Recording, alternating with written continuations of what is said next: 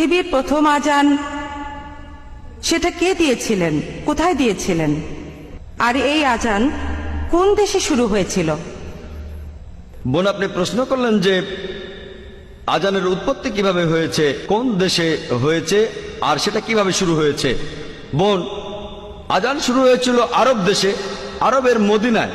আর সহিহ হাদিসে উল্লেখ করা আছে যে মদিনায় মসজিদ তৈরি করার পর নবীজি এবং সাহাবারা সালাতের ব্যাপারে আলোচনা করছিলেন, কিভাবে মানুষকে আহ্বান করা হবে। কেউ কেউ বলল ড্রাম বাজাও, কেউ বা বলল শাক বাজাও, এক একজন এক এক কথা বলল। হাদিস বলছে তখন একজন লোক, সেই লোক তার স্বপ্নের মধ্যে আজান শুনল।